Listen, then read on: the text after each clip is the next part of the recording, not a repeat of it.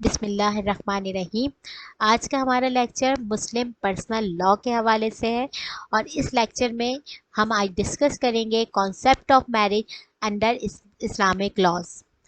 अपने लेक्चर की तरफ जाने से पहले मैं आपको बताती चलूं कि मुस्लिम पर्सनल लॉ जो कोर्स है हम LLB 5 ईयर प्रोग्राम और LLB 3 ईयर प्रोग्राम दोनों में हम पढ़ाया जाता है। LLB 5 ईयर प्रोग्राम में ये कोर्स हमारे पास इस्लामिक पर्सनल लॉ के टाइटल के साथ दिया गया है जो कि 5th और 6th सेमेस्टर में पढ़ाया जाता है, जबकि LLB 3 ईयर प्रोग्राम में यही कोर्स मुस्लिम पर्सनल लॉ के टाइटल के साथ दिया गया है जो कि 2nd ईयर ऑफ LLB में पढ़ाया जाता है। तो चलते हैं आज के अपने टॉपिक की तरफ, concept of marriage under Islamic law. अपने आज के सेशन में हम जो जो टॉपिक्स कवर करेंगे वो है हमारे पास introduction of marriage, meaning of marriage, definition of marriage, essential of a valid marriage, legal effect of a marriage, importance of marriage and the last one is conclusion. अब हम वन बाय वन करके अपने आज के topics को जो है वो स्टार्ट करते हैं। ओके, आते हैं हम अपने पहले टॉपिक की तरफ, वो है हमारे पास introduction of marriage. Introduction of marriage में हम ये देखेंगे कि आखिर मैरिज क्या है। ठीक है, तो सबसे पहले जब मैं बात करती हूँ तो बहुत ही कॉमन वर्ड में मैं ये कह सकती हूँ कि मैरिज हमारे पास एक सिविल कॉन्ट्रैक्ट है। मैंने कहा कि मैरिज जो है वो एक सिविल कॉन्ट्रैक्ट है। इट्स मीन कि ये एक ऐसा कॉन्ट्रैक्ट है जो कि कॉन्ट्रैक्ट के तमाम एसेंशियल्स को फुलफिल कर रहा होगा। ठीक है, मैरिज के लिए अगर हम बात करते हैं कि मैरिज सिविल कॉन्ट्रैक्ट है तो वो कॉन्ट्रैक्ट के एसेंशियल्स को फुलफिल करना उसके लिए लाजमी है। अब वो क्या क्या है हमारे पास कॉन्ट्रैक्ट के एसेंशियल्स, वो हमारे पास काफ़ी सारे हैं। पहला ये मोस्ट इम्पॉर्टेंट प्रपोजल है, एक्सेप्टनेस है, फ्री कंसर्न है, लॉफुल कंसिडरेशन है। ये तमाम जितने भी एसेंशियल्स हैं वो फुलफिल होना ज़रूरी है। ये हम आगे चल के अभी इसको मज़ीद डिस्कस करते हैं। इसके बाद हमने ये कहा कि marriage is a method to legalise sexual intercourse between a man and a women. तो मैं ये कह सकती हूँ कि मैरिज क्या है। मैरिज एक ऐसा मेथड है जिसके तहत हम किसी भी मैन और वुमेन के दरमियान सेक्सुअल इंटरकोर्स को लीगलाइज कर सकते हैं। ठीक है, इसके अलावा हम ये कह सकते हैं marriage is a way to the legitimacy of child.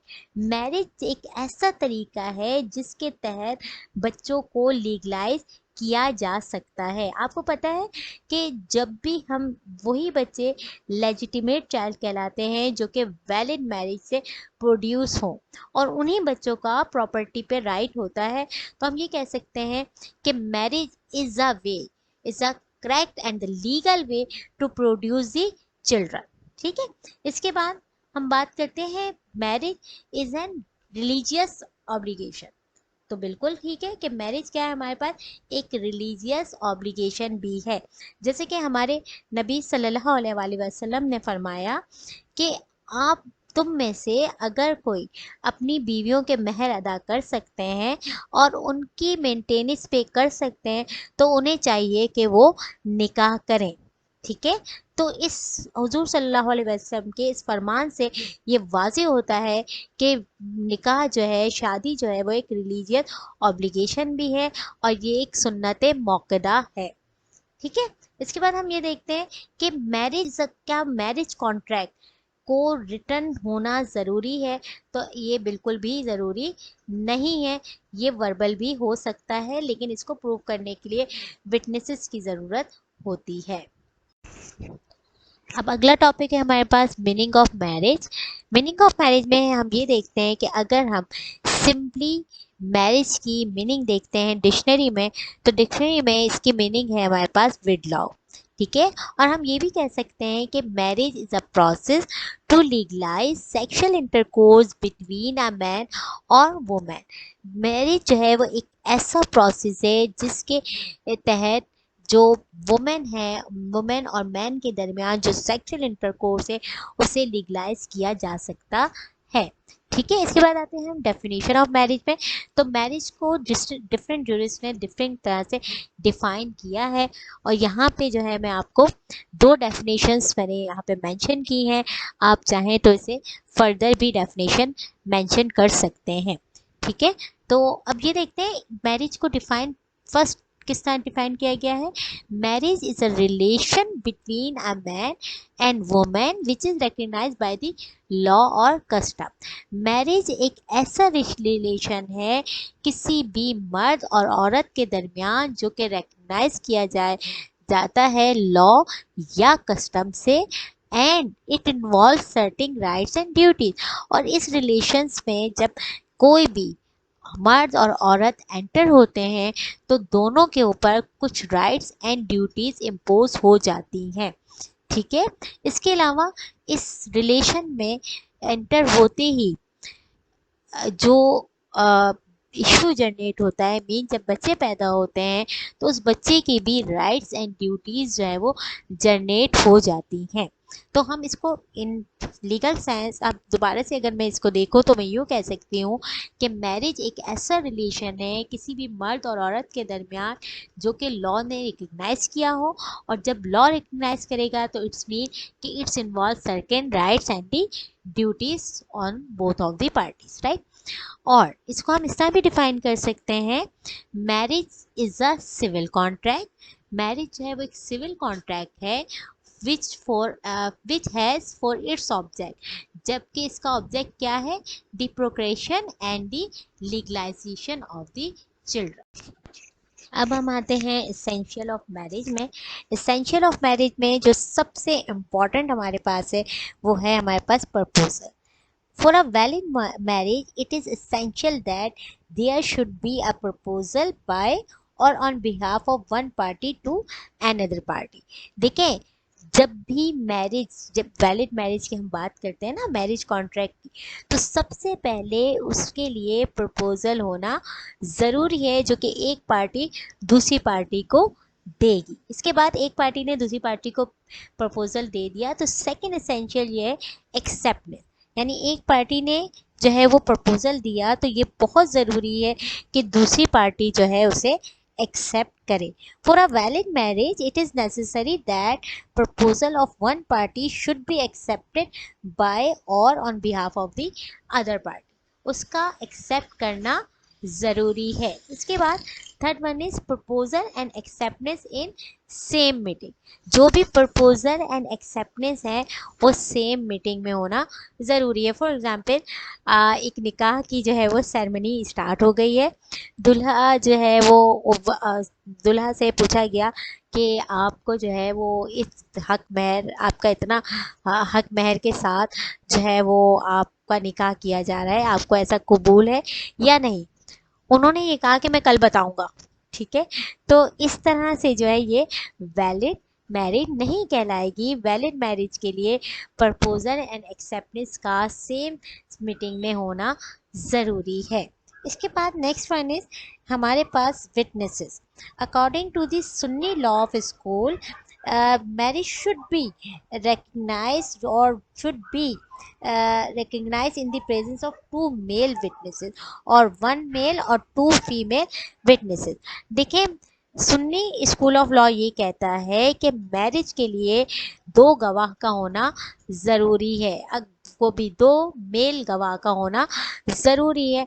अगर दो मेल विटनेसेस मौजूद नहीं हैं तो एक मेल और दो फीमेल विटनेसेस का होना ज़रूरी है according to the Sunni school of thought. लेकिन शिया स्कूल ऑफ थॉट ये कहते हैं कि गवाह का होना ज़रूरी नहीं होता, उसके बगैर भी जो है वो जो मैरिज होगी वो वैलिड मैरिज कहलाएगी।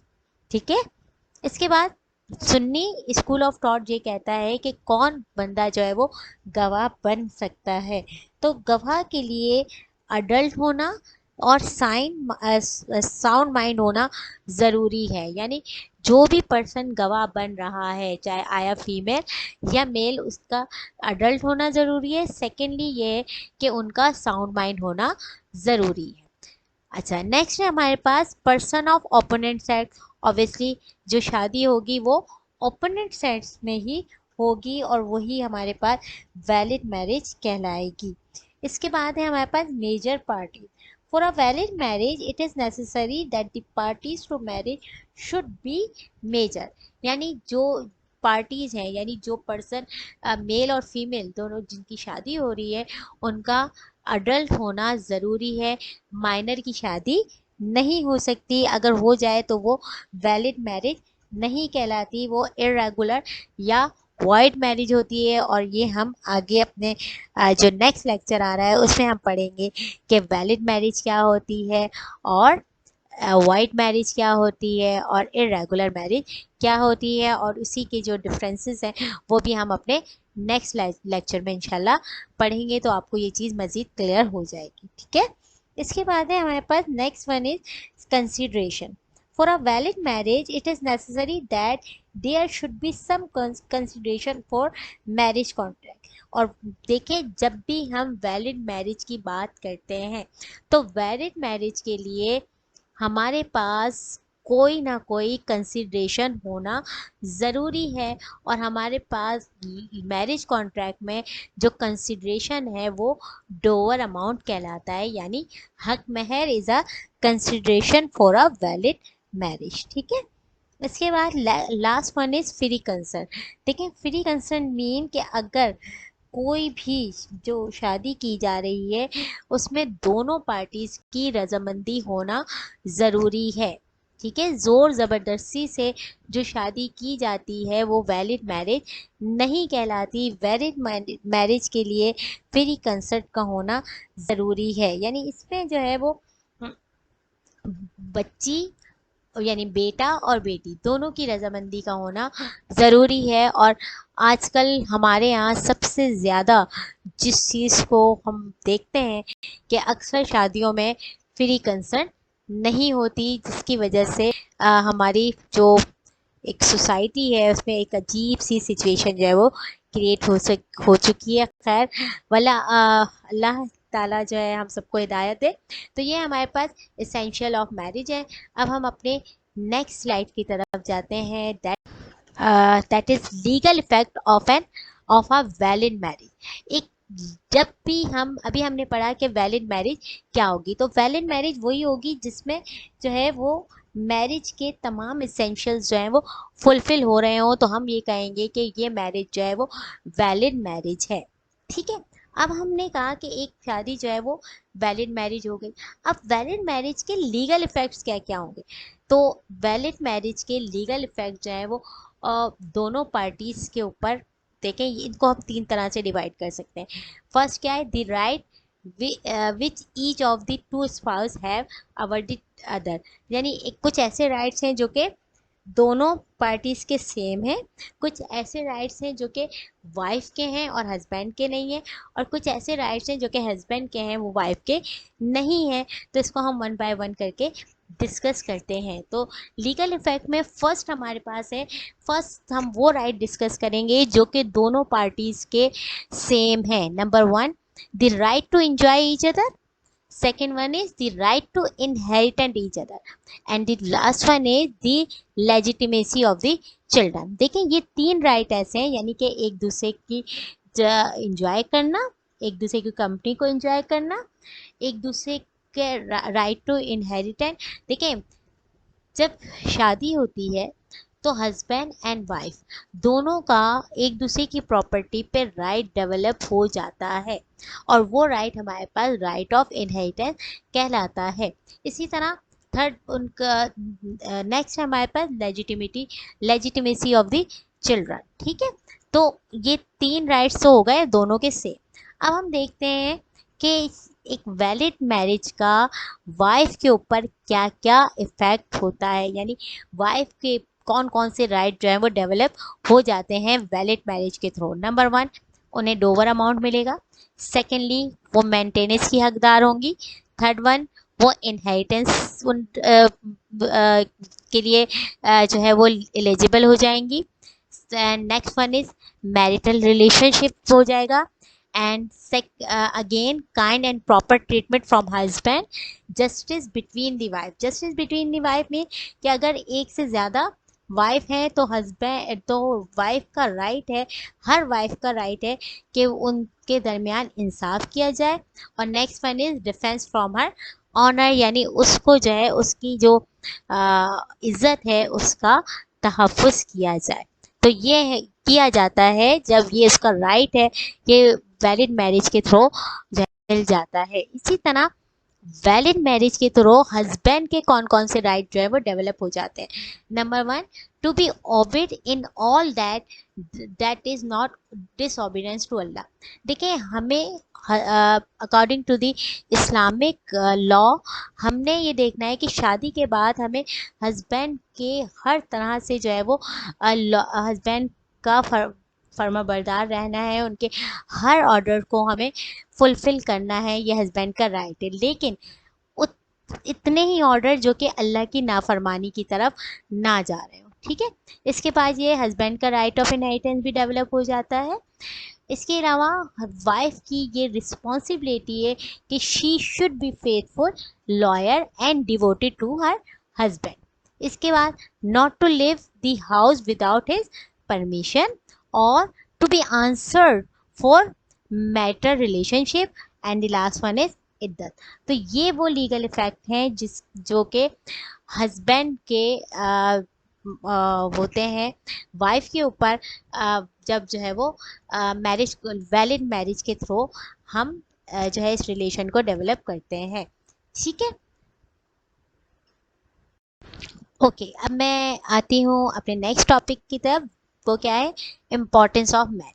तो मैरिज की इम्पोर्टेंस जो है हमें नबी सल्लल्लाहु अलैहि वसल्लम के फरमान से हमें मिलती है कि if a person is in position, अगर कोई पर्सन इस पोजीशन में है that he can maintain his wife, जो कि अपनी वाइफ को मेंटेन कर सके और उसे जो है वो उसका डोवर अमाउंट दे सके, तो he should get himself married, तो उसे जो है वो शादी करनी चाहिए। और अगर वो ऐसा नहीं करता तो इट्स मीन कि वो हमारे पास जो है वो गुनाहगार होगा।